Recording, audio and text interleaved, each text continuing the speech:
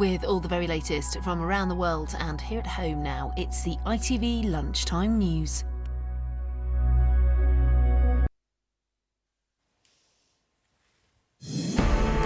Two million refugees and counting, the cost to the world of Putin's war. Many more are still trying to flee Ukraine despite the risk of Russian shelling as they do. To be with little baby and run away from my family, from my husband, from my sister and parents, it's very hard because I'm alone here. New hope this lunchtime. A ceasefire this morning in the city of Sumy has held, allowing the first civilians to escape.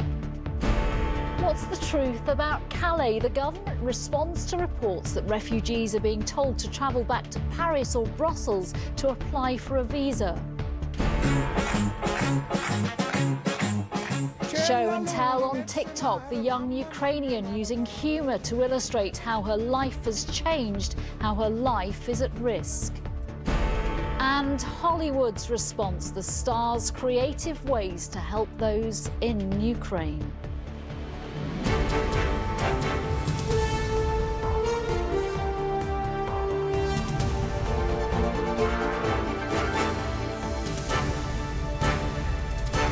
This is the ITV Lunchtime News with Nina Hossain.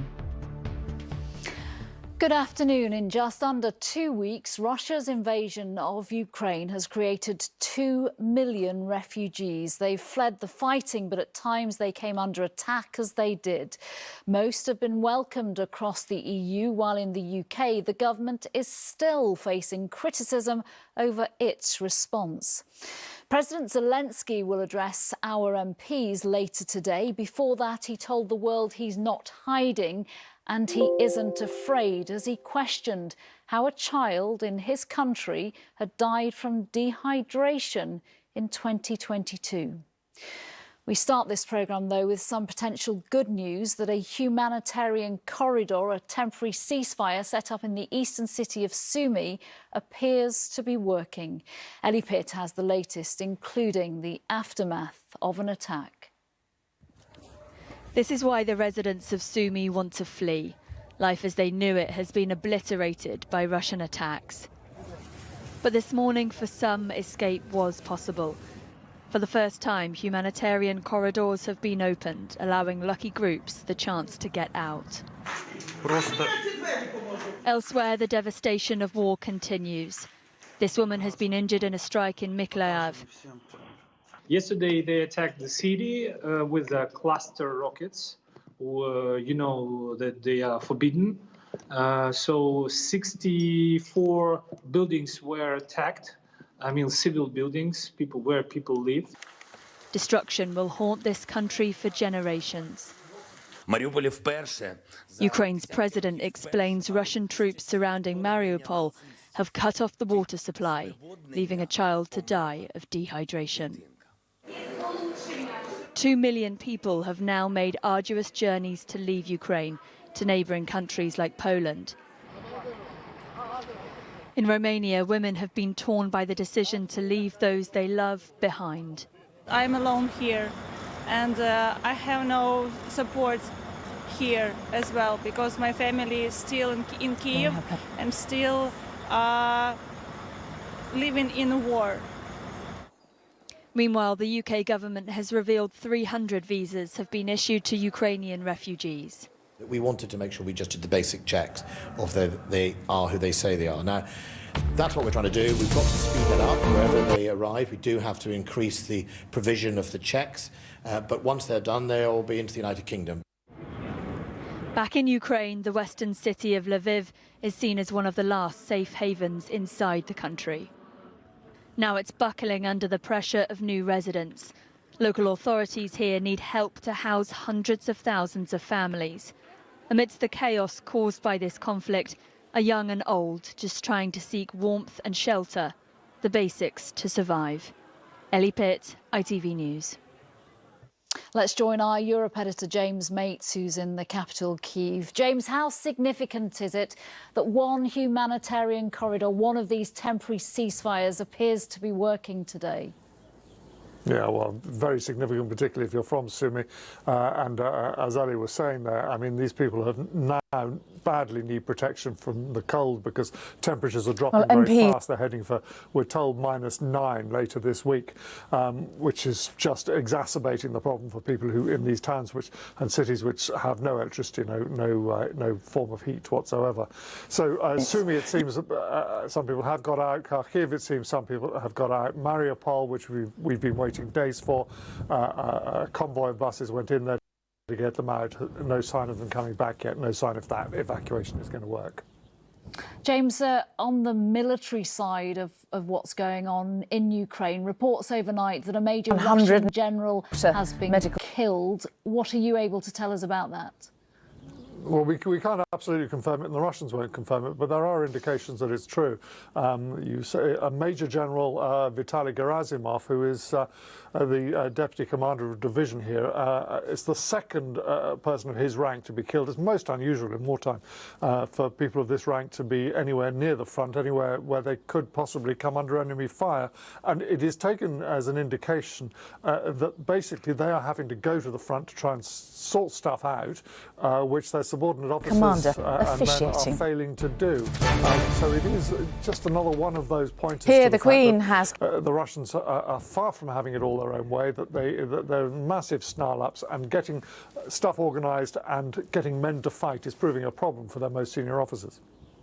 James Mates, thank you very much for that as ever. Thank you, James.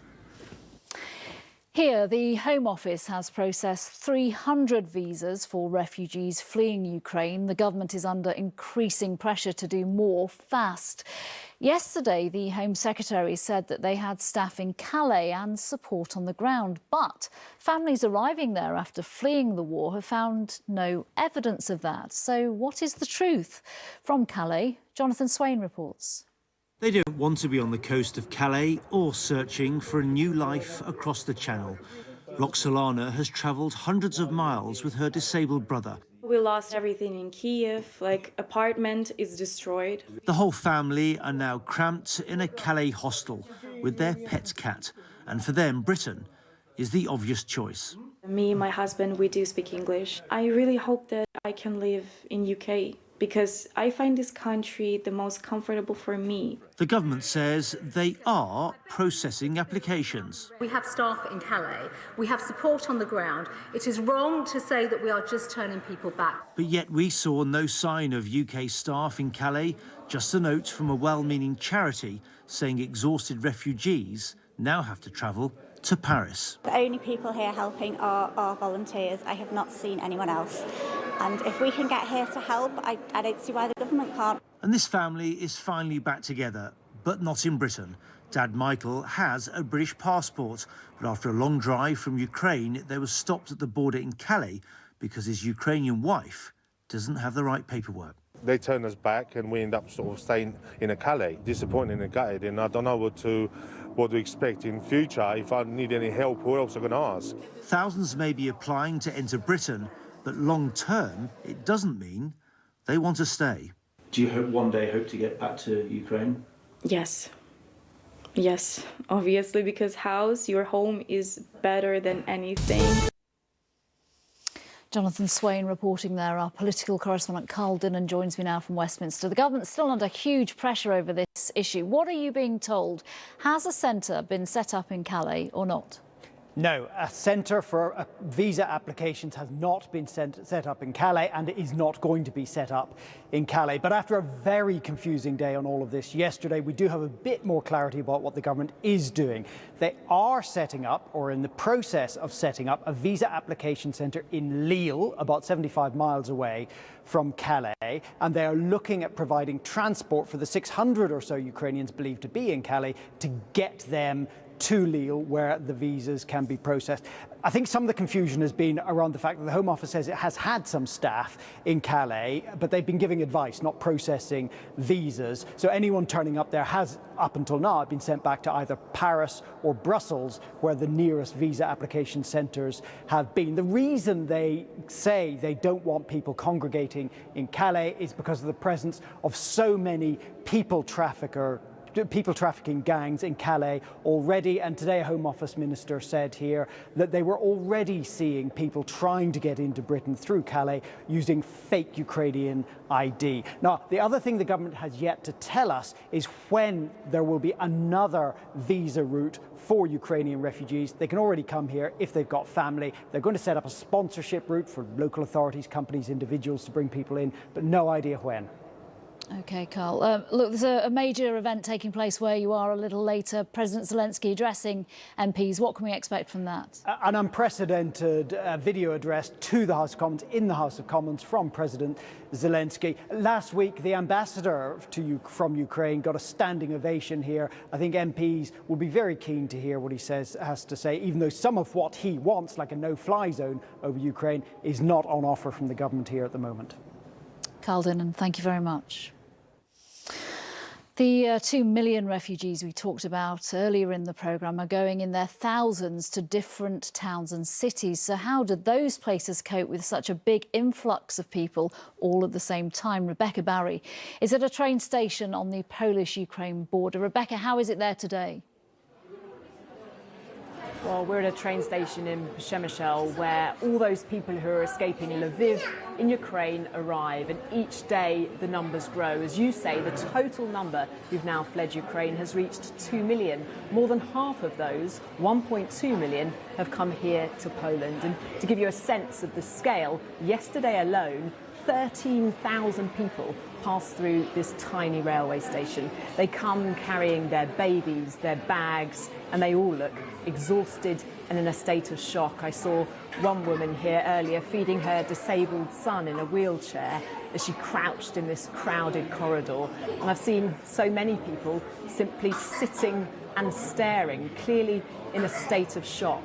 The old, who've perhaps seen wars before, who simply can't believe it's come to this again. It's hard to comprehend just what they might have been through to get here, but you can read on their faces the disbelief, the grief and the shock. Another poignant moment we saw earlier was when a volunteer offered to pray for a mother and her child. It seems in these senseless times, people are desperately searching for answers and for help. The UN points out that the people who are arriving here now, perhaps from eastern Ukraine, unlike those who escaped earlier, will have seen more of the horrors of war and so will be more traumatised.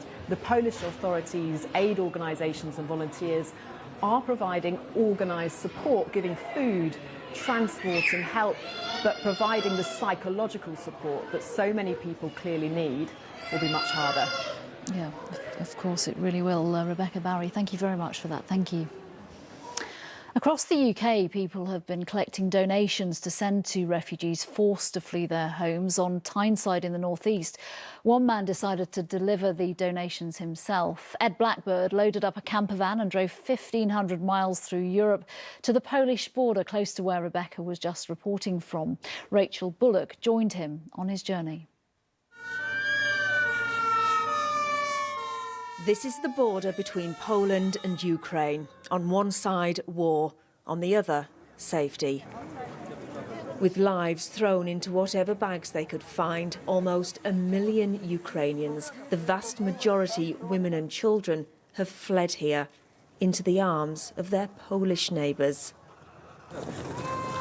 Their faces filled with shock and despair. And driving into the very heart of it is Ed Blackbird. The traffic's busy. We're literally just heading into the town now. A camper van and a trailer packed with supplies given by the people of the northeast, covering 1,500 miles over 3 days. Ed's only company, a teddy bear given by a 4-year-old girl called Phoebe from Tyneside, who asked him to give it to a child here in need of comfort. And there are plenty. When we come in, we have lots in the back. Lots and lots of medicine, clothes, every food. Yeah. The gates swing open and northeast help is delivered. Hello, Rachel. Hello. Oh. 3 days. Yeah. How relieved are you to finally deliver this? So relieved, but the people that are queuing up to get into this complex, so it's sad, isn't it? But it looks as though they've got some task on their hands here, looking after people logistically, where they're going to put them, Yeah. I really don't know, but maybe we'll have a walk and have a chat. A walk which reveals the extent of the need here. Women like Oshka, who gave birth 8 days ago in a Russian basement to the sound of explosions. Marina, whose 18-year-old son wasn't allowed to flee because he's needed to fight. She, like so many here, was forced into a terrible game of chance of whether to stay in Ukraine or leave. Lots and lots of young kids, 3-year-old, 6-year-old, 10-year-old. Lots of women. They've left houses behind, they've left businesses behind. Families, mums, dads, brothers. And this is why you've come? Exactly why I've come, yeah. Listen, this could happen in the UK. We just don't know what's around the corner. My family could be stood there. And as the day starts to darken, Ed continues to hand out some of the donations in person, meeting the people he came here for. OK, bye-bye. Bye-bye, good luck. A skip and a jump, kindness from many miles away, helping the future to seem a little less frightening. There is no doubt the world has seen some horrendous images of life and death in Ukraine, but a young filmmaker there is using humour to illustrate the horror and reality of her current life living in an underground bunker. Valeria Shashinok is documenting her experiences on TikTok.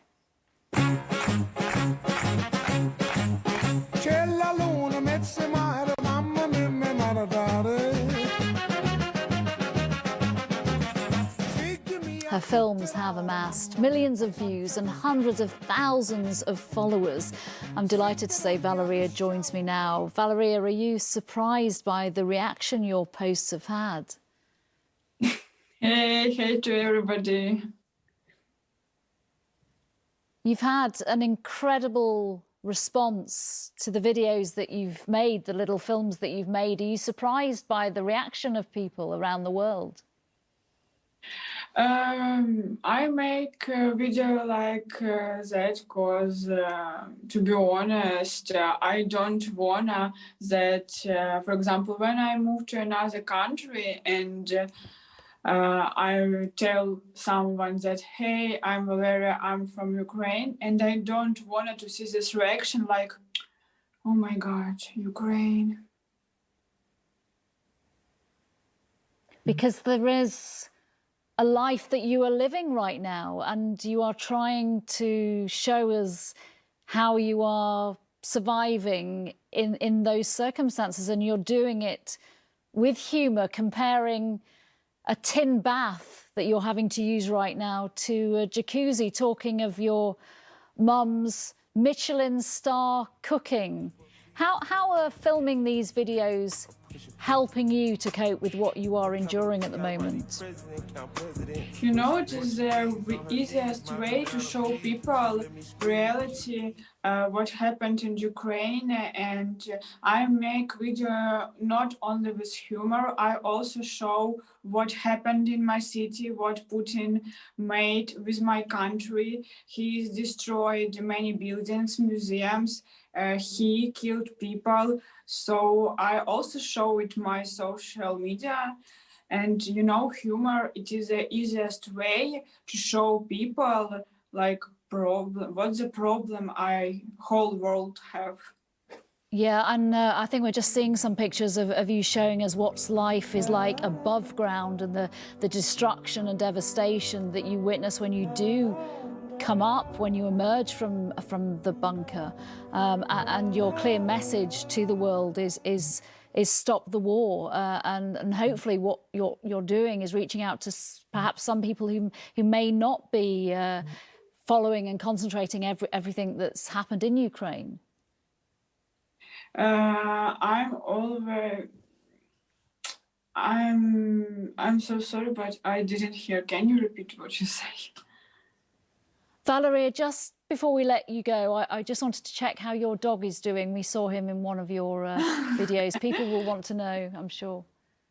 You know, my family in a safe place, my dog always in a safe place. For example, my mission now, from this social media, I wanted to show this problem for whole world. It's first what I wanted to do. And I wanted that this war stop. It goes like 12 days. And I'm already tired, exhausted. I cry. Maybe a couple of days ago, I cried for 10 times because, you know, I can't go outside. I can't meet with my friends because they go away from my country, from Ukraine. Valeria, we will not stop thinking about you and keep telling us what life is like for you so the world can see. Thank you very much for joining us. Thank you. Finally, it's easy to feel powerless when we see what's happening to the likes of Valeria. Many of you have already helped. Certainly in the UK, the DEC appeal has now reached £120 million. The situation has also seen some Hollywood stars trying to help. Here's Sally Biddulph. To give you a quick update as to where we stand with the fundraising, we're halfway through. We're super excited. We want to say thank you to each and every single one of you. As a Hollywood power couple, Ashton Kutcher and Mila Kunis have a big reach. 30,000 people have already donated to their campaign to help those fleeing war in Ukraine, the country where Mila was born. We're halfway there. We're at 15 million and we're heading to 30.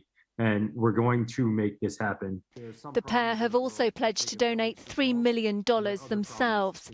Stars across the spectrum all wanting to show solidarity. Dolly Parton leading the pack at last night's Country Music Awards in Vegas. Now, I don't want to be political, and this is not. I'd rather pass a kidney stone than do that. But I want us to send our love and hope to our brothers and sisters in Ukraine. Yeah. Meanwhile, in France, model Gigi Hadid pledged to donate her earnings from Paris Fashion Week to charities which help those living through war. These simple acts of compassion, a human response to want to help. Sally Biddulph, ITV News. Join Mary for all the latest on the new hour-long evening news at 6:30 from the Lunchtime team. Bye-bye.